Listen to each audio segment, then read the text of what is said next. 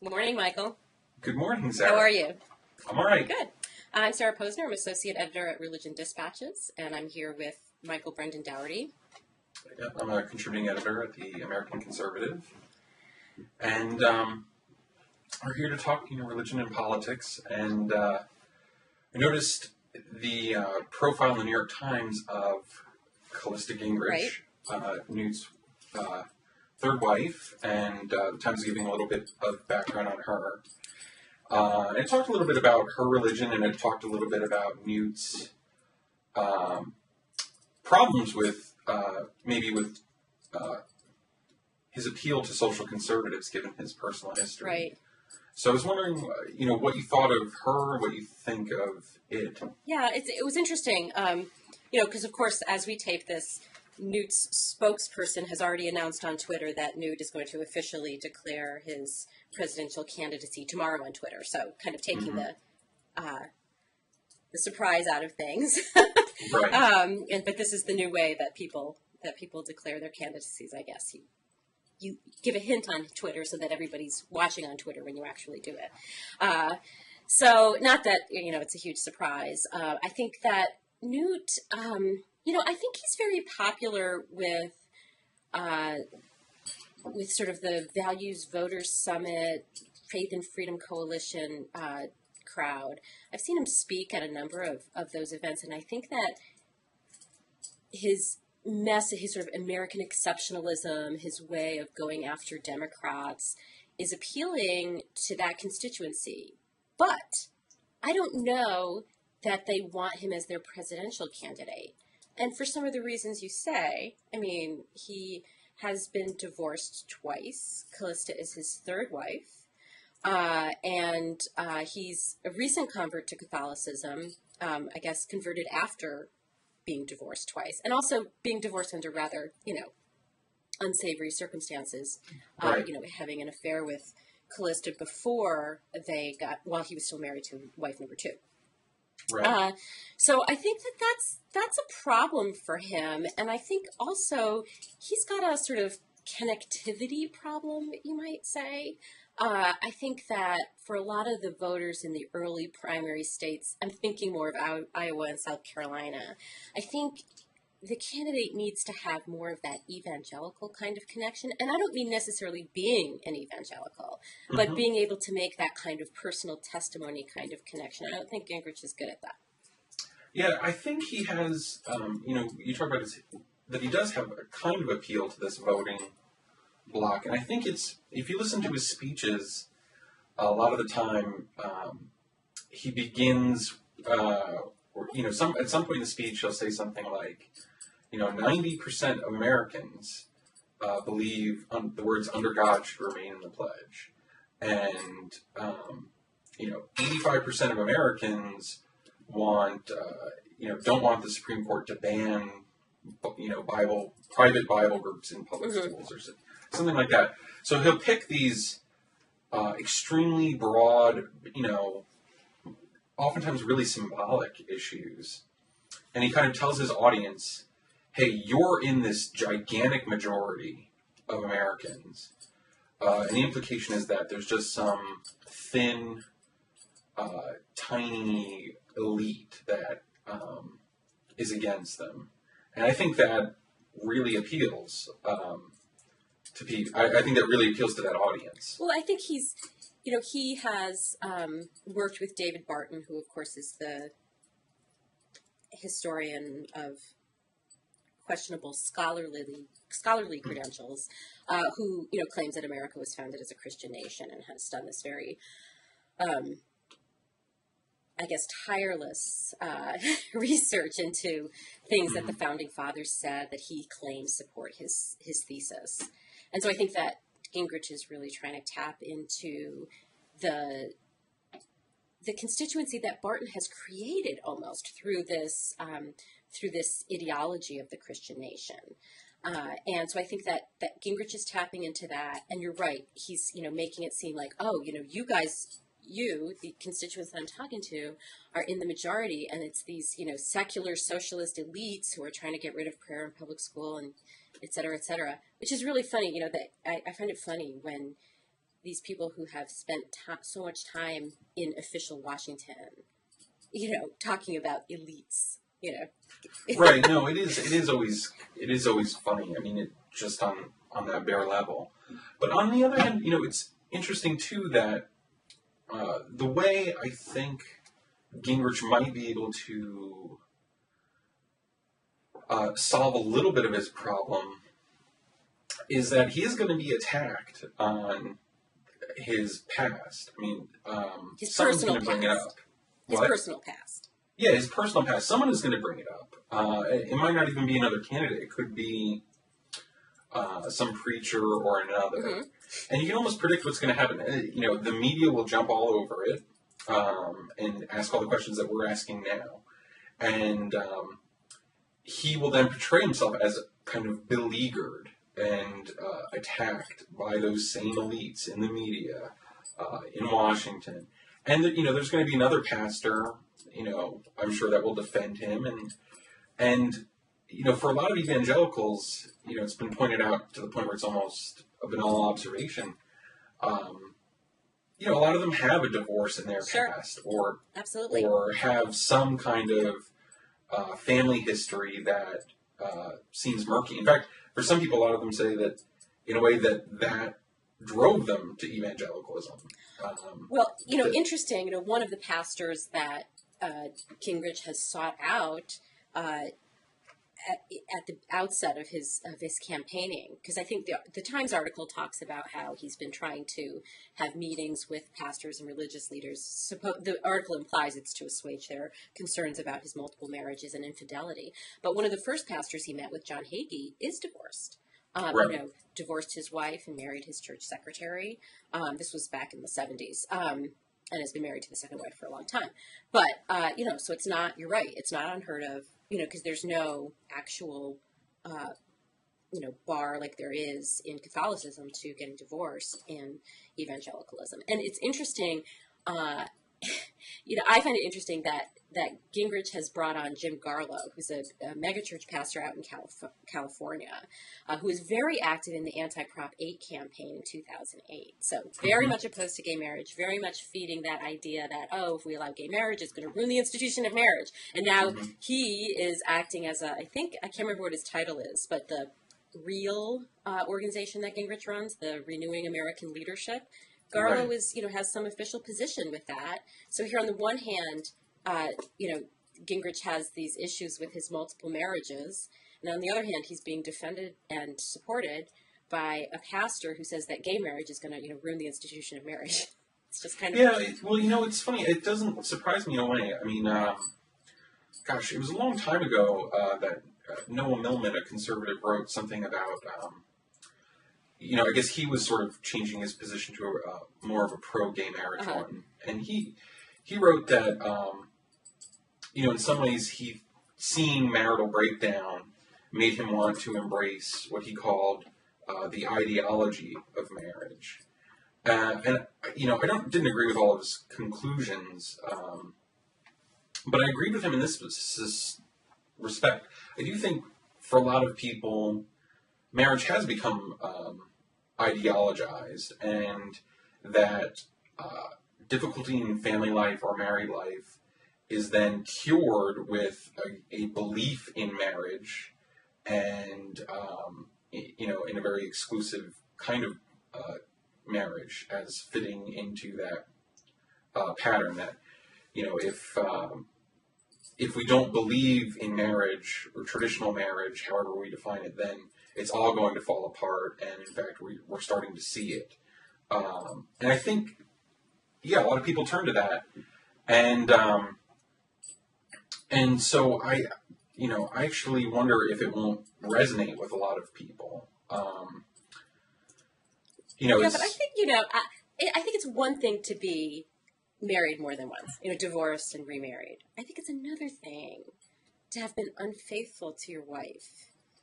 With the, I think for a lot of people, don't you? I mean, I think, if you get divorced and you get married to someone else later down the road, that's different. But the infidelity, I think, is probably the harder thing for him to overcome. No, it's true. Although, we never go a year, I think, without some public figure confronting their infidelity. And it happens a lot in the press that evangelicals read. Like, you'll hear about some football Absolutely, coach. absolutely. And, let me just say that I am not judging people's personal lives, but it just seems that for religious Republicans, people on the religious right who are so judgmental about other people's sex lives and personal lives and marriages and so on and so forth, it just seems odd that they would have the choice between candidates who are pretty much, there's not a lot of daylight on the issues between these Republican candidates, and that they would have the choice between them and have one who's been a philanderer, an adulterer, however you want to put it, and others who haven't, or that we know of.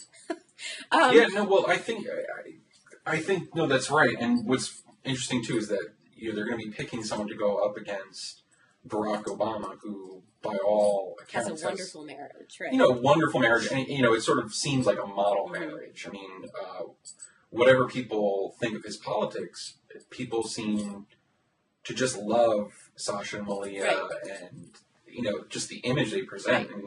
And Vanity Fair did that photo spread, and it was so redolent of the Kennedys. Mm-hmm. Although the Kennedys had their own ghost in the closet, but this seemed actually more, way more innocent than that even. Yeah. But that's exactly what's going to be interesting, is that you'll see debates, I think, in the Christian community between people who say, well, the important thing is, like St. Paul says, for those who want to be leaders in the church, that they, essentially ought to have good marriages. They ought to have some kind of order in their home. And those who say, well, no, the important thing is that someone believes in this ideology of marriage. Right. So you're making a distinction between people who are really looking for him to model a good marriage or a good attitude toward marriage, or however you want to put it, versus people who don't really care about that, but just care that he reflects their ideology of marriage in opposition to gay marriage, or however else it might be manifest in his political positions. Right. And I think that's going to come up. I mean, that just strikes me as an unbelievably hypocritical position to take, because on the one hand, you want the state to tell certain people that you're not allowed to get married because you're not morally upright enough. And then, but, it's okay for our leader who's saying that to have not upheld that sanctity that they... Right. Well, that's how it be portrayed. But in the mind of a person in the grip of the ideology of marriage, they will say, well, marriage is definitionally this. So it definitionally excludes, two men, or definitionally excludes two women. And so, that's how they'll get around the hypocrisy charge, which I think will be bandied around a lot. But I'm kind of interested in this conversation that I'm sure will be happening in evangelicals and maybe even some Catholics, of whether, because the New Testament letters of Paul's pretty tough in saying that, people who want to be leaders ought to, be righteous, that they ought to have some kind of order in their homes. And even talking, I remember I did an interview with Senator Tom Coburn a while ago, and we brought up, and Gingrich was brought up, or maybe he made the comment somewhere else, that, he thinks Gingrich is really brilliant, but, essentially that... Damaged. Yeah, his personal life disqualifies him in the way that it would if you put that Pauline test on it. But on the other side, I do think there'll be those who say, well, he really believes, though, that marriage is between man and a woman, and that it should be this or that, and that belief actually makes him better than Barack Obama, who just happens to be modeling it even though he doesn't believe in it. So I think that's going to be an interesting dialogue, and I think it's going to be damaging. But Barack Obama is not any longer for gay marriage. Right. Although he was at one time. I mean, between you and me and everyone listening, most people believe that that's a political calculation, right? I mean, most... Well, I do, but... Right, most yeah, but I mean, that's conservative Christians do, too. They think that, that's because at one time he supported it, so it's hard to... Yeah, yeah, and people don't typically...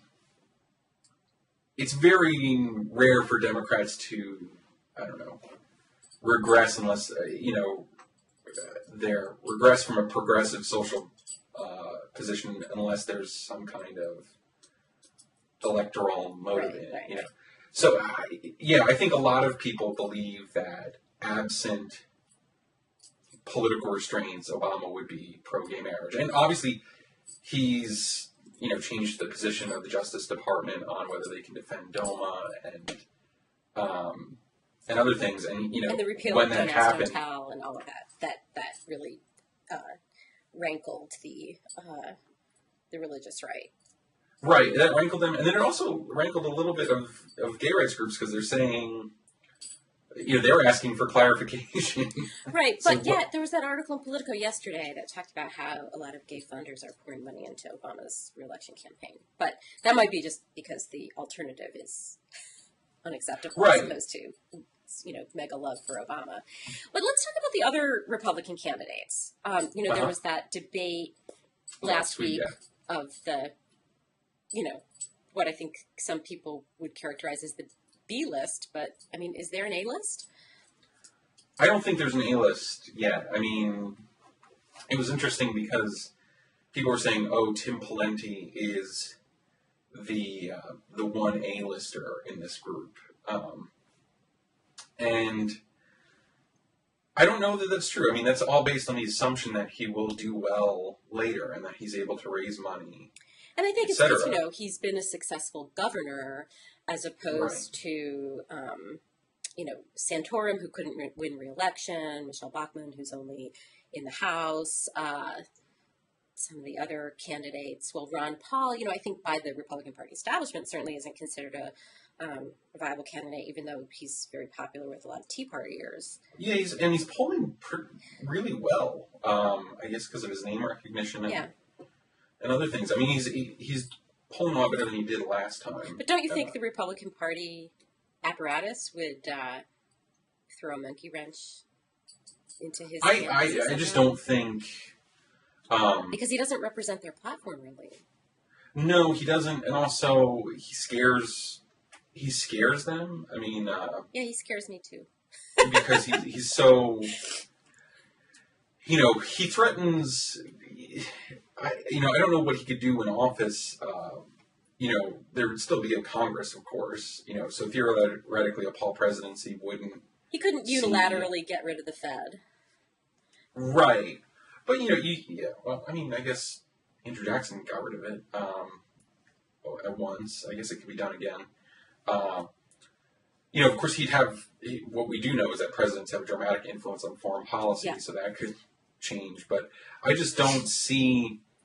If Paul, by some accident of the nominating process, got nominated, and I would personally like to see that, I think it would be like a Goldwater campaign where the elites, where he loses, 49 states or something like that, and where the elites, and even those that maybe even backed him tangentially in the beginning, begin to back away towards the end. I mean, Goldwater couldn't even get endorsed by like St. Louis papers, late in the campaign. Yeah. Well, that's really interesting. So, but you would like to see that? You would like to see him? Yeah, sure. I mean, out of Goldwater came Reagan, I think, and I would like to see. And out of Ron Paul would come.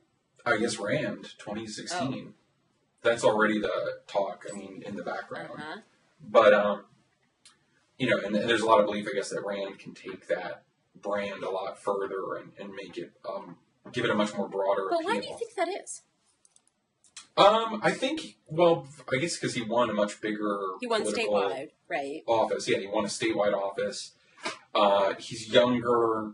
He seems to just, in a way, he seems to speak better to the Republican base than Ron Paul does. I think that's right. However, he frames the message, and which we found out is substantially the same, right? They're pretty much the same, but somehow he manages to massage it in a way that is not as challenging to the Republican establishment, I think, that his father is. Right. But I'm not sure why that is. I've never been able to really put my finger on that. Well, I think it's, he'll frame it. Sometimes Ron will go after the issue on a moral level, so say preemptive war, and he'll talk about it in moral terms. He did the same thing in the debate on last week where he got a question about drug legalization, and he talked about it in moral terms. He's like, well, you don't need the government to tell you not to do heroin, and he kind of made a joke out of it. Right. But, that is just, I just can't, I spend a lot of time doing reporting around religious right events, and I do a little reporting around Tea Party events. So, you have a little bit more of that libertarian thing going on at Tea Party events. But, as we know, there's a lot of crossover between the Tea Party and the religious right.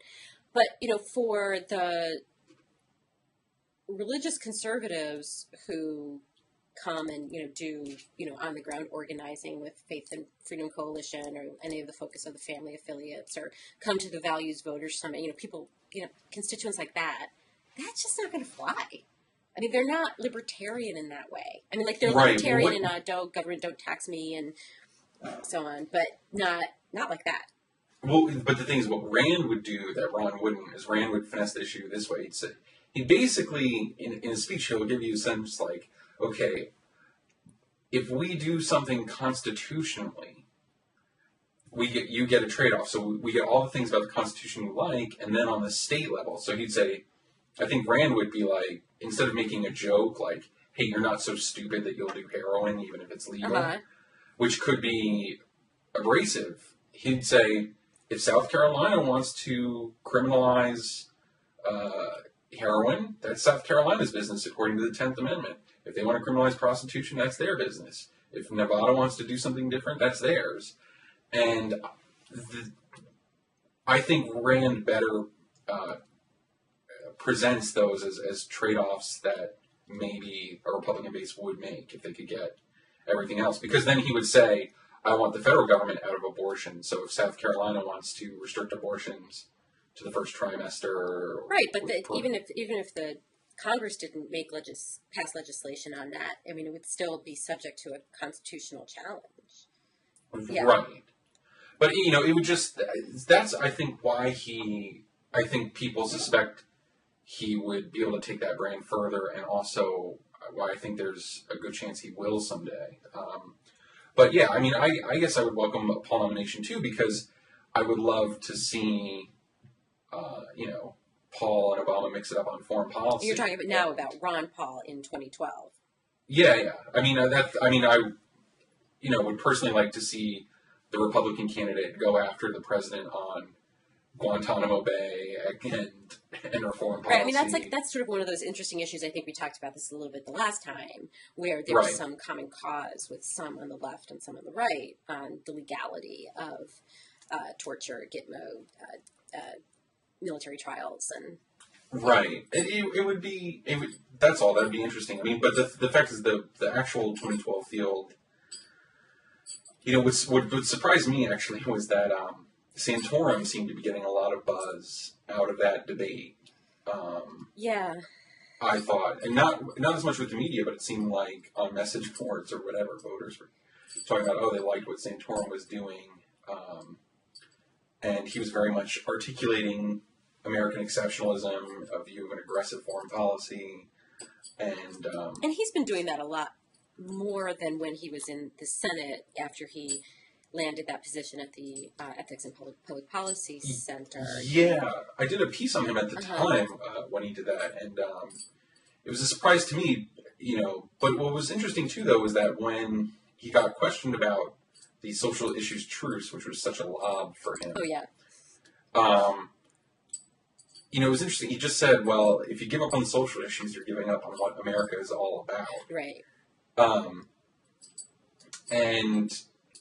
And that actually was an answer that appealed to a lot of the Christian right, and that's a really common answer that other other candidates would have given, I think, had they been there. I think that's the answer Huckabee would have given.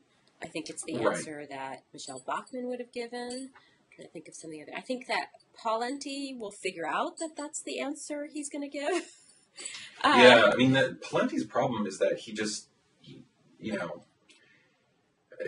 like a semi-competent governor. I mean, I'm not going to get into the bridge issue, but his selling point was that he's a competent governor. But ever since then, at CPAC and others, it just seems like he is trying to learn the hymns that he has to sing. And I think that I agree with you. And to me, he sort of reminds me a little bit. Maybe not with some of the same baggage, but he reminds me a little bit of Romney in 2007, 2008, where he'd show up at CPAC or the Values Voters Summit, and it would be like, oh, right, I've got to like say stuff about God and exceptional, and it doesn't come naturally, and it just seems. And I got to look tough, I got to look fired up about it. It seems awkward, and it doesn't seem natural to him. So I actually think that he's got sort of not the same problem as Romney. I mean, I think Romney's now got the healthcare problem. Yeah. That there was a healthcare mandate passed when he was governor in Massachusetts, which the Republicans hate. Mm-hmm. They already were skeptical of him in 2008 because of his what they consider his flip-flopping on abortion and gay marriage.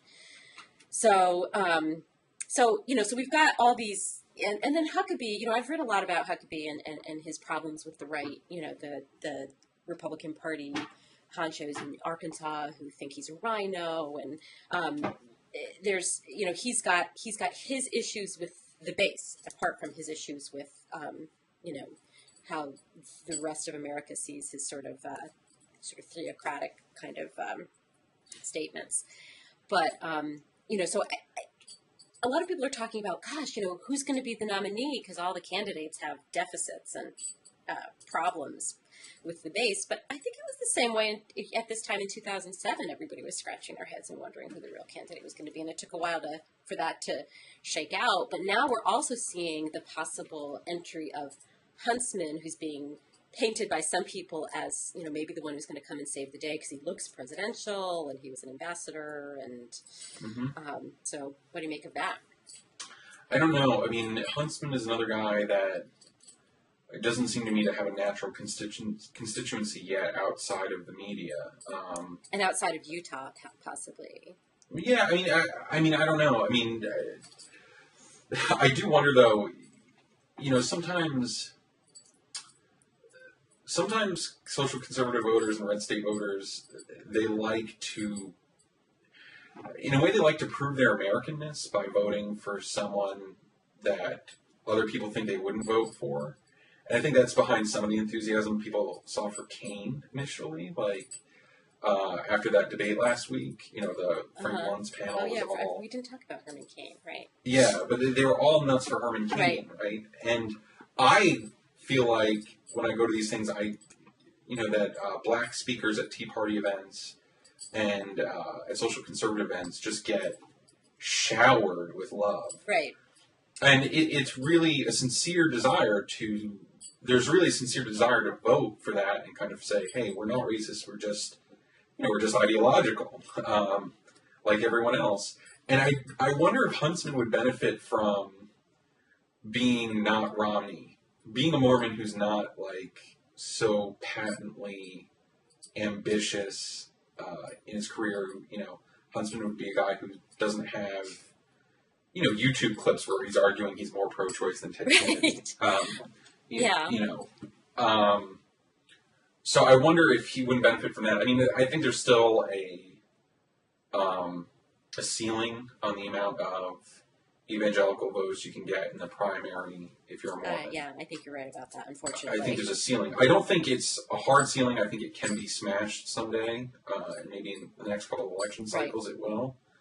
And I think it might if Romney did get the nomination, I think a lot of evangelicals would swallow swallow hard and vote for him. They would vote for him over Obama. But I just don't think that he's their I mean, but he did in 2008. He had some evangelical power brokers who backed his campaign, like Jay Sekulow and who are some of the other people. I think Jay Sekulow was kind of behind this Evangelicals for Mitt, which was also run by a lawyer who at one time, or maybe still does, work for the Alliance Defense Fund, but now I can't remember his name.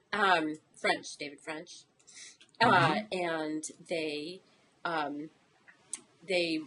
ran a website called Evangelicals for Mitt, and I talked to some of the folks who were working with that at some event. I think maybe it was even the Values Voter Summit, and they were kind of this one individual I was talking to took the position that look, we've got to back away. Evangelicals have got to back away. First of all, we don't have a problem supporting a Mormon. One, and number two, got to kind of back away from this sort of Roy Moore kind of my way or the highway at that time. That was kind of more Roy Moore's 10 Commandments monument. But I just don't see the Republican Party going in that kind of direction between 2008 and 2012. I think it's gone more in the direction of wanting somebody who's my way or the highway on what they consider moral issues. Right, I think that's true. I also think with evangelical voters, there's still a desire to get one of their own into a place of significant power. People would say, "Oh well, white Protestants, have been every president except for John Kennedy and Barack Obama," but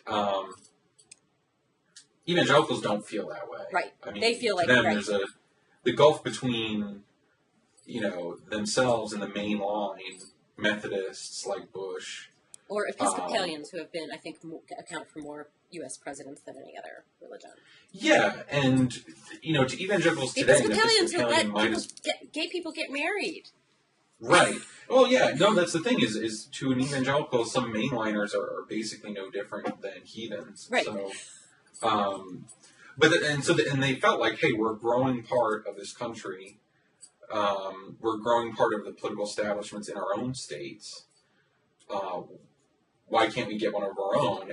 And I think there's a desire on some of them to get someone who's not Roy Moore and doesn't seem to fit the mold of the 70s and early 80s.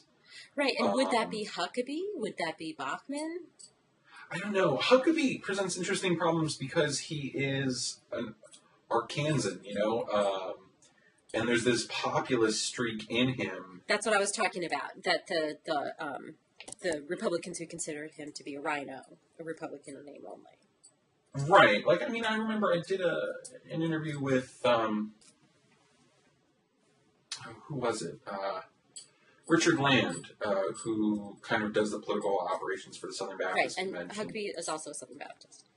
Right. And Huckabee is a Southern Baptist, but Richard Land is, loves Mike, and will tell you that. Has known Mike forever, but he says, well, Mike's a populist, I'm a conservative. And that's reflective, I think, of some issues that he had with the Southern Baptist Convention when he was with the Southern Baptist Convention of Arkansas. There were conservative Southern Baptists who thought he was too moderate. Right. He's too moderate, he's too soft on crime, he's too... one issue that's interesting is people think he's not trustworthy on trade. They think he's a Buchananite or a Trumpian or whatever. I don't know what name holds the protectionist banner now, but at that Values Voters Summit where he stymied the organizers from getting squarely behind Mitt in 2007. One of his biggest applause lines was when he was talking about trade and, that America needs a fairer trade policy. And he phrased it in a really aggressive way. And that got it. I was shocked by how much electricity that sent through the crowd. I wonder if that's not a really untapped issue for Republicans. Right. I don't know. It doesn't come up that often. It doesn't come up because both parties basically believe that, the sort of trade consensus that's developed by NAFTA and after NAFTA, where we seek, bilateral trade agreements with Colombia, with Korea, wherever. I think that's very firmly entrenched in the upper echelons of both parties, as that's kind of the American orthodoxy now. Right. And also, it's just not like a hot button issue, although no, I think that somebody could make it one. No, I think Trump actually is the one who, if he survives the long form birth certificate being released, that's the issue he's been hitting on, and he turns it into this issue of respect, and he turns it into an issue of American exceptionalism. Yeah, I was about to say that with Huckabee, I could see him tying it with that. But okay, so that's not likely unless Trump succeeds in making it an issue, but it doesn't seem to me like that is going to likely be a huge issue in either the presidential campaign or in congressional or Senate campaigns in 2012. But what we're also seeing is the rise of anti-choice and even anti-contraception measures at the federal level, the attempt by the Republicans to defund Planned Parenthood, and the passage of the in the House, at least, of what they call the No Taxpayer Funding for Abortion bill. And then in the states, I think the LA Times had a sort of exhaustive piece the other day laying out all these different initiatives at the state level intended to restrict abortion or access to abortion. So how much do you think that is going to play? Like, so say the candidates are stumping in, and I don't even know, I'm sure there's a bill in Iowa. Let's just say, for the sake of argument, I can't remember what it is, what the provisions are. But anyway, let's just say there's something in Iowa, hypothetically. Do you think that this is something that they're going to highlight their support for?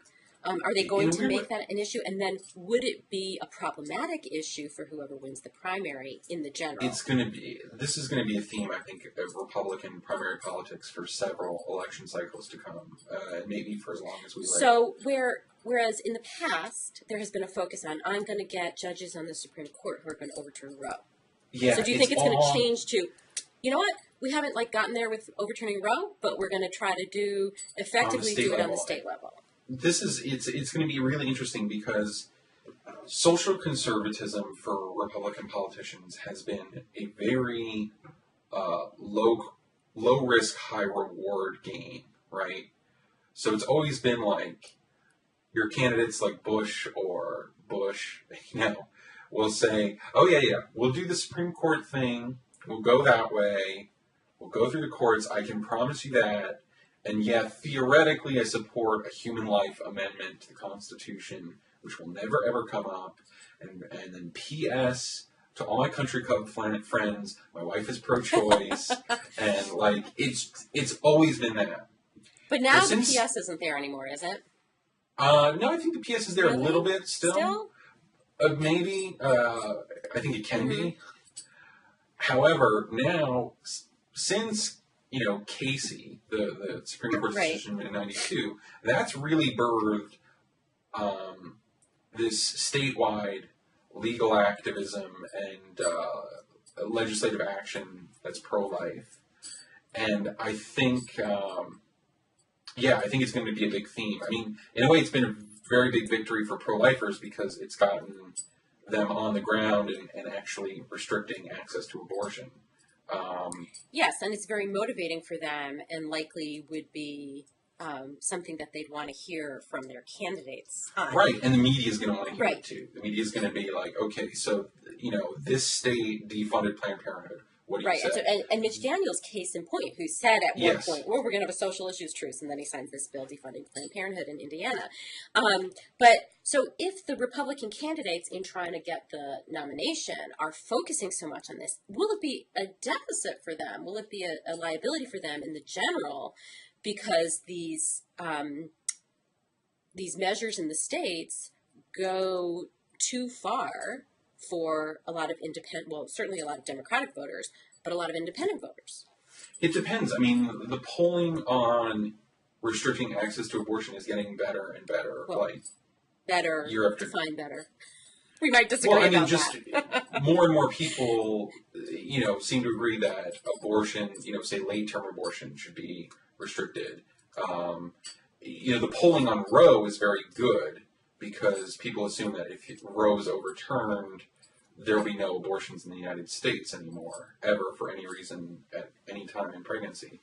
But the polling on restricting some access to abortion or parental consent or all these other issues, that seems to just continually get better for pro-lifers. The other social issues like gay marriage get worse and worse for social conservatives. Which means that the Republicans are going to focus on the abortion more than on the gay marriage. I think that's true, but the thing is these things are going to be coming up in states too. I wonder if, in the same way Obama can get away with just sort of saying he's for civil unions and not marriages. I wonder if Republican politicians are going to play a game where basically they say, oh, well, symbolically I'm against this stuff, but, maybe theoretically I'll veto something if it ever comes by my desk, but I will, secretly I will do everything in my power to avoid this issue.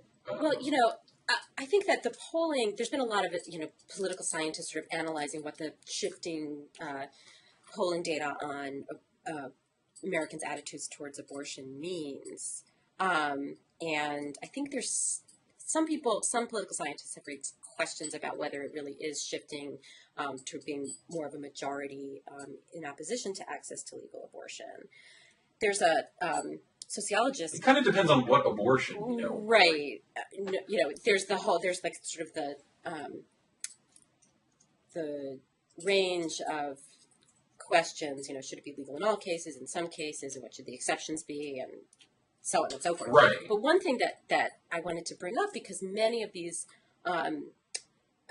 measures involve sort of redefining rape or redefining whether abortion should be available in when the pregnancy results from a rape. There's a sociologist at the University of Southern Illinois, Darren Shurkat, and he has been looking at the GSS data, the General Social Survey data. And he did a blog post last month about the rising number of Americans who oppose abortion even in the case of rape, even as there's a decrease in the opposition to what he calls the pure choice position. This is from the GSS data. There's a small decrease in the opposition to the pure choice position. Pure choice meaning abortion should be available in all cases.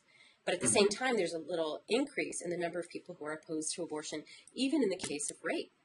Now, I think, right. So I wonder if, is that like a hardening of the position on the right? I think it's just the outworking of a decades-long effort to ideologize abortion. And what I mean by that is the pro-life position is just that, pro-life. The unborn child has a right to live, right?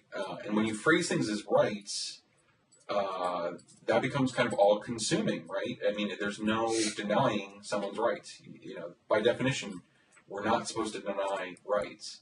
So, on the moral argument, they'd say, listen, two wrongs don't make a right in this case. The rape is horribly unfortunate. Let's execute the rapist, but don't execute the child. The child didn't do anything to deserve to die. And, that can be seen as a hardening of the position. I think it's just the logic of seeing abortion as a rights issue rather than as some other issue. Personally, I tell people I'm philosophically anti-abortion, not pro-life, because I think if you extend to unborn children the right to life, it does, by necessity, involve saying, okay, the state can get involved to do anything to the woman to make sure that right is enforced. So the libertarian in you doesn't like that position? No, I think it's the Catholic thing where it's like, my idea is just that I'm effectively pro-life because I think that parents have a duty to take care of their child. They, have a responsibility to educate, shelter, etc. and that normal duties parents have to their children include not aborting them, not destroying their life in the So womb. what do you think of the rape exception? I don't know. I mean, I don't know. I mean, morally, I'm still against it for the very reason that I do think I don't think the life growing inside this woman deserves less because it's the process of a rape. My issue with the rape exception, and the reason I think people are trying to define rape narrowly, is the bureaucratic issue. I think that's an issue of bureaucracy where, if abortion is legal for rapes, well, you just have to put rape down on the piece of paper. Which is, that women can't be trusted to tell the truth about what happened to them. Or the providers can't be trusted, whichever way you do it. Or you just say, if someone is in their second trimester or just passed into their third trimester and this abortion would be illegal in this state for whatever reason, except if it was a rape, well, let's just put rape down. So I think that's why people, there's kind of just this legal fictions that are created where I don't like the idea of I don't like the idea altogether. I don't like thinking that the pro-life movement is going to force women to lie and say that they were raped in order to get an abortion. And that's why I still think the pro-life movement can't win purely on the legal front. But the lying wouldn't be an issue if abortion were legal. Right. Well, no, that's obvious. That's the rejoinder from the side that wants to see legal abortion. But I just think that it would be bad.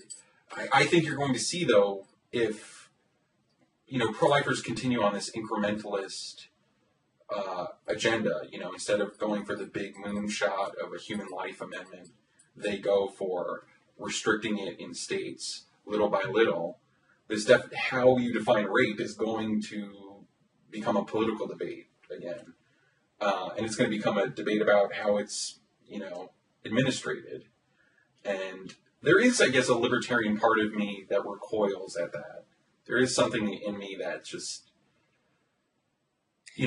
Well, the feminist in me recoils at that. I mean, it's, because it's sort of like, oh, well, of course, women are going to, lie to get an abortion, and claim falsely that they were raped. I mean, it's just, I don't know. It just goes in this direction that, that women aren't to be trusted and that the state needs to, regulate them and make sure that they are not, regulate their choices and their bodies. And it just is so... Right, but I mean, it would also be a thing, right, where if someone says, I'm getting this abortion because I was raped, and then there's no man is actually charged with having committed a rape. That happens a lot. Yeah, of course. Yeah, it does. But what I'm going to say is that it's going to be naturally become this issue where people are going to wonder, are our laws honest, or are our laws encouraging people to lie in order to get what they want? I mean, that comes up all the time on less emotional issues than, less high-stakes issues than abortion. It's like, are you really reporting your income truthfully? That's like the smallest, one of the smallest lies you can tell the government. I guess I just assured an audit this year. Well, let's talk about, whether the media has really grasped what's the theology, let's say, behind the Republicans' what I think you could say is an increased push to restrict abortion and restrict the right to choose, even though you probably wouldn't characterize it in the same way I would. But a couple weeks ago, I wrote a piece at the American Prospect, which used the Taliban Dan ad that Alan Grayson ran against Dan Webster, who beat him in the congressional race in the 8th District in Florida, to discuss how, the press didn't sort of dig beneath what Webster was saying in the video clip that Grayson ran. And this had to do with the theology of wifely submission to the husband. And kind of just took Webster at his word. Webster said, I don't believe that my wife needs to submit. He said, no, he didn't. He said, that's not what I was saying in that video clip, but he didn't say, I don't believe in wifely submission. And then the issue kind of floated away, but my point was that there are politicians who are aligned with these very extreme theologies within, I would call them subcultures within evangelicalism, that aren't really getting analyzed in the press, which didn't in that case take a good look at what Webster was talking about in that video. I don't know. I mean, part of me recoils when the media gets involved in theology because I worry that it's like. But I'm a religion reporter, so I wrote about it. Right. What I worry that there's like the ooga booga, watch out for these evangelical, crazies in the way that like reporting on Islam, a lot of times seems amateurish. I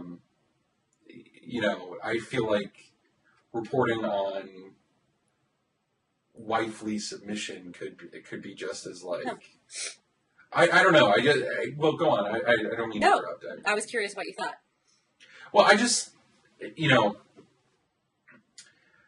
theology is not really well discussed in the media for a reason, because a theologian's term, or even worse, a preacher's language, might take a complex idea and it sounds like a slogan, or it's hitting on a hot button issue for someone else. It's very, it's very, these touch on the most personal issues in our lives, right? So, I was thinking about this because there was talk about, during the royal wedding, about whether Kate Middleton would say that she'll obey in the vows, right? And actually, that's a question that comes up like millions of times for millions of people and she didn't, right? In the Western world, she didn't, right? But that comes up all the time. What was interesting though is there's a reporter on E! News, Juliana Rancic, who's normally like on Fashion Police criticizing. Wait, I'm sorry. You watch E! News? Yeah. No, this is a fact about you that I'm fascinated to learn. Yeah, no, we watch Fashion Police and The Soup every week. That's like our fun. So anyway, but Juliana Rancic was saying, "Oh, people just say it. I'm surprised she didn't say it. People just say it." And it was interesting because people have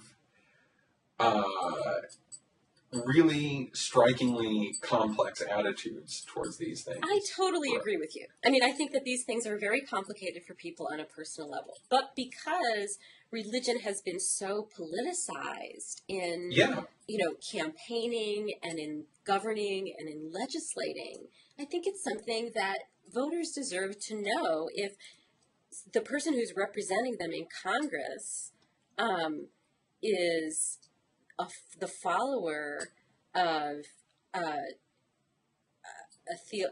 hesitate to call Bill Gothard a theologian, but the follower of someone who school of thought, right? That is decried even by other evangelicals who But those were the same questions, I guess, that were asked, and some people thought this was very rude to ask about Black liberation theology from the 70s when Obama's church issue came Well, out. I don't think it was rude to ask about Black liberation theology. Or maybe rude isn't even the right word to use. But that was aimed towards taking a few clips and ascribing them to Obama, as opposed to Well, but isn't that the same? Are we talking about the same issues? Like, okay, do you go to a church that says this, or is it? I mean, your question was, Right. is this pastor influencing you? You know, and we're talking about wifely submission. Well, so You I know, it think that would people be go to church and disagree with their priest or minister or rabbi on various things. I mean, like, nobody's going to go to church or synagogue or mosque and, like, sit there and go, like, yeah, I agree 100% with everything you just said, right? I think that's clearer. But, right. you know, It's gotten weirder because churches have become ideologically sorted. right. In general terms, But, right? So people don't agree with everything, but if you disagree with most things, you usually find a different church. right. But what I was saying about Webster is that this isn't his church. This is like, you know, these conferences, and he's, you know, he's a leader in this advanced training institute that Gothard runs. Right. So it's not just like going to church and going, oh, okay, well, like I don't agree 100% with like every single thing that the pastor says. This is I choose to homeschool my kids with this theology, and I choose to be a leader and speak at these conferences. I think that's like taking it to a different level as compared to just going to church. Right. I think that's right. I think it's worth exploring. I just think it's going to be so fraught with issues, right? So, you know, my wife doesn't think she's under my thumb, but like, you know, she did in her vows say the obey word.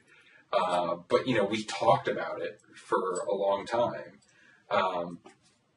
And I think a lot of people would also,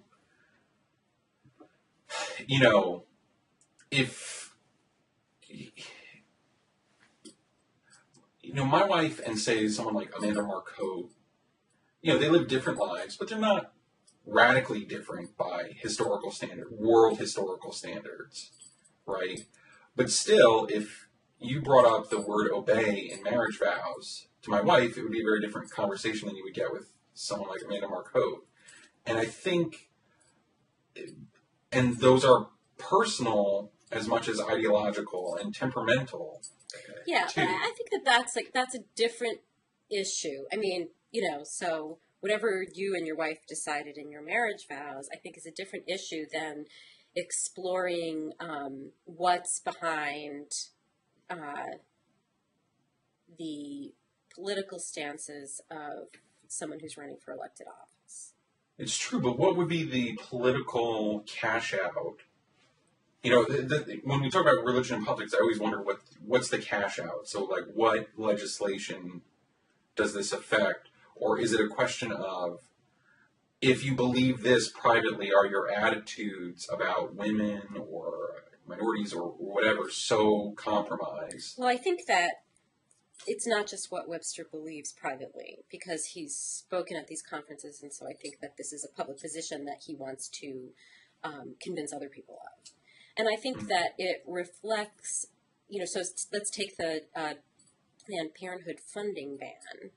So it reflects an attitude towards women and marriage and their role as mothers that plays into the question of, well, should women have access to contraception? And, you know, I know that you have different reasons for answering that question. No, right? Well, but yeah, there's a political aim of, you know, basically saying that, you know, that's women shouldn't, you know, interfere with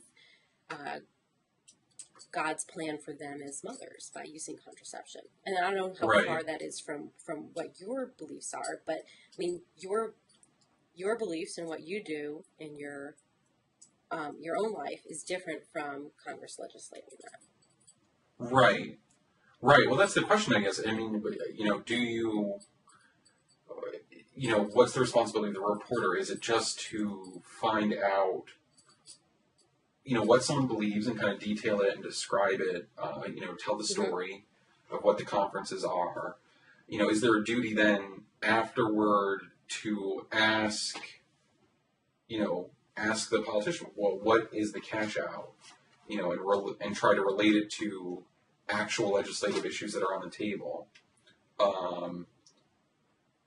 You know, because we don't get, it's interesting, I think of the temperance movement, right? And that, began as a, private theological conclusion among a lot of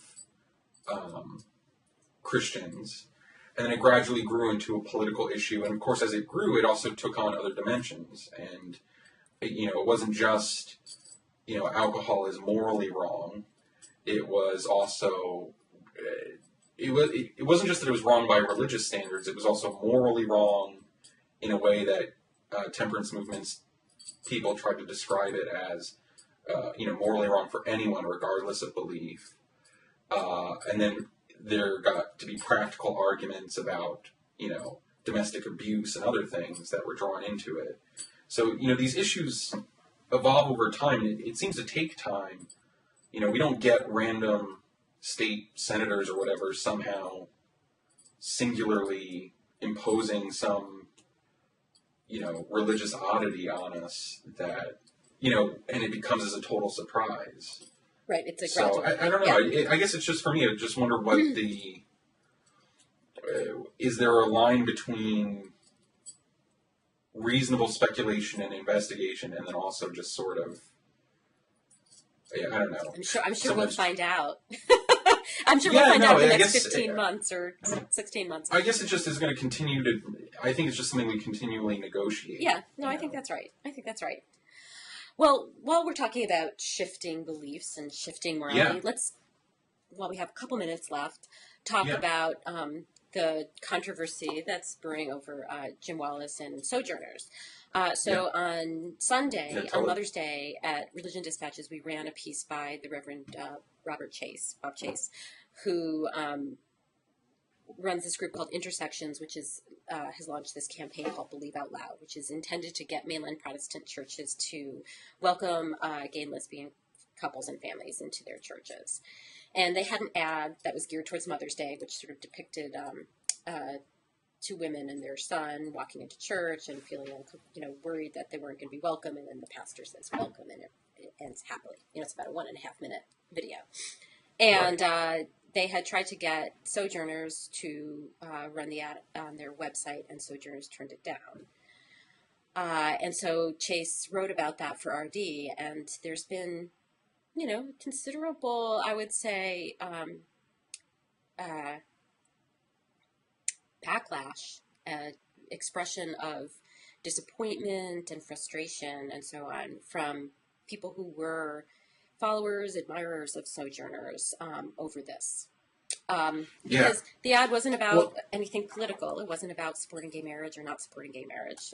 And Wallis, for the record, does not support gay marriage. But, just about Christians welcoming people into their church. And so, his rationale was, well, we don't like to get involved in these sort of issues that become politicized and become wedge issues. So. Yeah, no, it was interesting, while it exposes where Wallis, I think a lot of people are looking at themselves today and saying, how did Jim Wallis become my spokesman anyway? I think that's been the big issue. Spokesman for, progressive Christians, the evangelical left, however you want to characterize it. Yeah, however you want to characterize it. Now, it's a much smaller constituency than, say, like the evangelical right.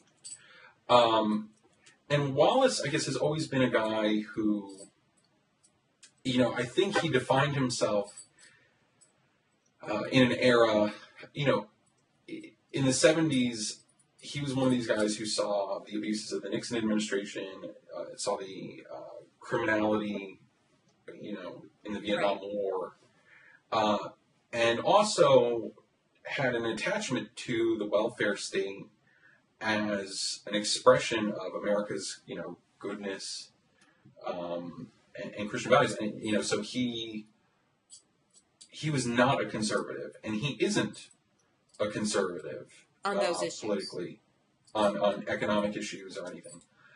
But he's no longer to be considered a liberal or a progressive because he's never repudiated, say, I guess they would call themselves Orthodox Christian positions on homosexuality or Mm-hmm. abortion.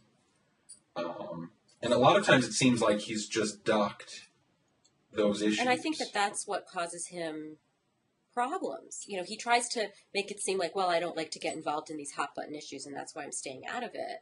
But I think that that has caused him pressure from the left in this particular case. But even from the right, I remember Keith Pavlicek wrote a scathing post on First Things, you know, talking about Wallis's position on abortion. You know, so the pro-lifers don't think he's pro-life enough. Well, no, that's exactly right. Because, you know, Wallis will support pro-choice politicians. Right, even though he's not pro-choice himself.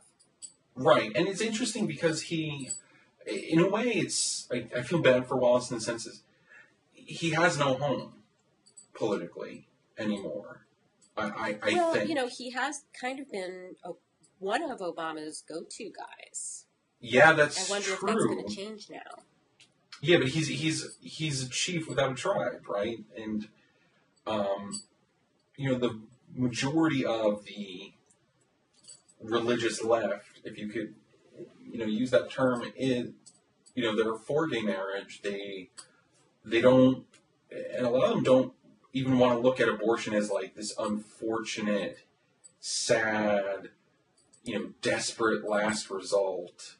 You know, they look at it as like, this is me taking control of my reproductive rights and my, you know, my body. Period. There's nothing unfortunate about me exercising choice.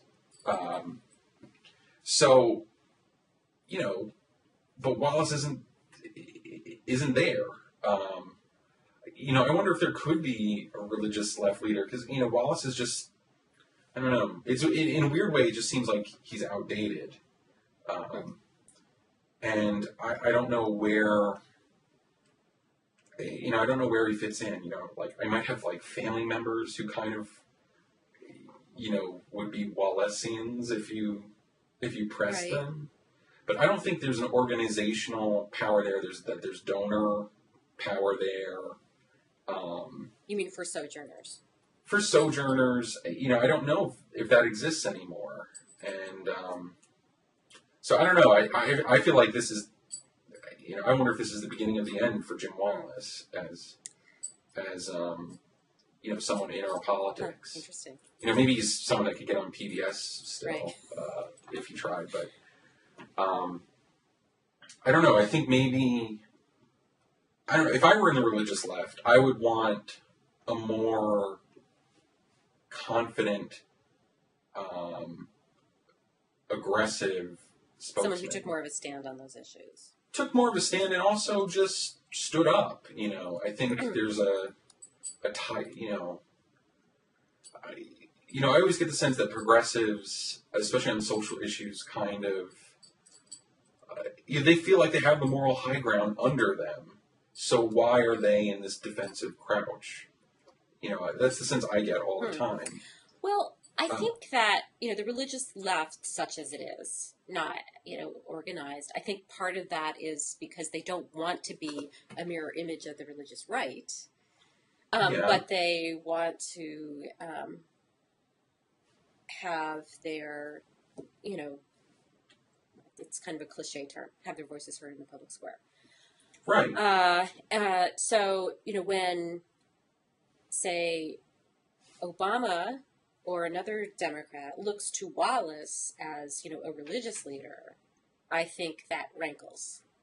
Because, you know, they're like, okay, well, maybe we're not super organized, but, you know, he doesn't really represent where we are. Right. So I think that's the, you know, that's maybe part of the Democrats' so-called religion dilemma. Yeah, I mean, it's going to continue to be a dilemma, right? I mean, I wish, you know, I'm not sure characterizing it as a dilemma is, so, you know, I said so-called. Because, you know, it would be better in a perfect world not to have religion embroiled in our politics. But it is, right? So, you know, and I think the Democrats' faith outreach strategy in the past has been, how can we peel away these maybe moderate Catholics and evangelicals who have been voting Republican? How can we peel them away? And so the way of peeling them away was trying to appeal to them on, you know, sort of these poverty, environment kind of issues, but not touching the gay marriage and abortion issues. Yeah, it was sending Jim Wallis. Right, but I think that this incident has maybe highlighted that, it's like we can't not touch that issue. The issue is there. Whether politicians will want to touch it in an electoral context is a different question. But I think that this has raised the profile of the fact that there are religious people out there who are not hesitant or shy or nervous, as Wallis has called himself, to take on this issue. Right. I wonder, it's funny, I don't, maybe not good to open up another can of worms on this, but, I don't think, any democracy can get rid of religious issues being discussed. And that is another can. Yeah. Which we should probably, maybe we can talk about, we can put the lid back on the can and we can talk about it the next time. Because it's something we should talk about, but probably. Yeah, no, absolutely. This has been a lot of fun. As usual. And have a good day. Thanks, Michael. All right, take care.